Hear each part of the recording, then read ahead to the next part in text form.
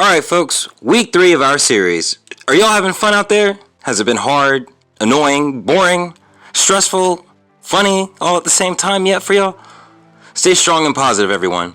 I know it's hard, and it seems like we still have a long way to go, but I know that we are all in this together, right? I bet y'all are getting tired of hearing that too, because I know I am. We are now 3 weeks until when the shutdown started. Each week a little different, each week greeted with more deaths and bigger numbers. Oh, and don't let it be a nice day outside. Awesome weather brings out people in droves, and the next day looked down upon by our officials. Well, what do you expect? There are rumors circulating about a total lockdown. Cities like New York now being called the epicenter, where warnings are the loudest of complete quarantine. Well, I do believe it's hard to feel one way or the other about the whole thing. I'm assuming only if you have seen the front lines could you really grasp the severity of the whole thing. While most of us haven't, and maybe have cheated a little bit in concerns to the stay-at-home order and social distancing, mass gatherings at the parks on sunny days, packed beaches full of college students. Some have been horrified by the sights of it all firsthand, returning home only to vlog and post, urging everyone to take this extremely serious. Screaming and even cursing for all of us to stay the F inside. Don't be selfish, they say as well. We need to flatten the curve. We are just as indecisive as we are about this year's election. It doesn't help that our president and our health officials have been saying different things all at the same time. I mean, like it or not, the president has downplayed this crisis. Good strategy to keep the public calm, or poor leadership in a time of much needed clarity? I'll let y'all decide. It's not easy to truly understand the scale of this great anti-event, but from what I have understood is that this is global.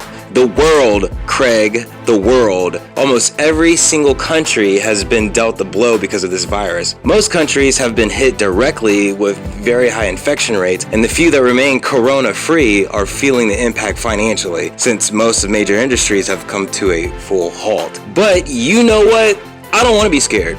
I don't want to fear this epidemic. I want to play my part in fighting this thing, stay prayed up, and wait patiently for us to get back to work. I mean, what a great time to self-improve, right?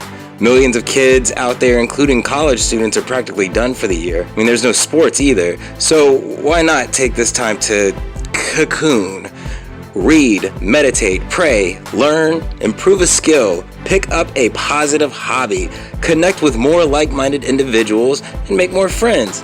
Like I tell my kids all the time, what else y'all got better to do? Nothing.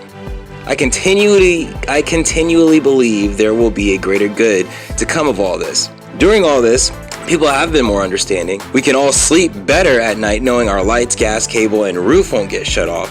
And even if that jackass thing were to happen, it has been signed into law that help is available and it's for all. Companies and banks have vowed not to collect during this time. Businesses have promised to rehire and to provide for the hardest financially hit. Our federal government has passed what they call the biggest stimulus package in American history, providing back over $1 trillion to keep the country afloat while this virus tries to drown us. And let us not forget that there is no greater power than God. My mama say, if you scared, then pray. And when you give your trust in God, you will have nothing to fear. And that's so true. There is hope, and it begins with a prayer.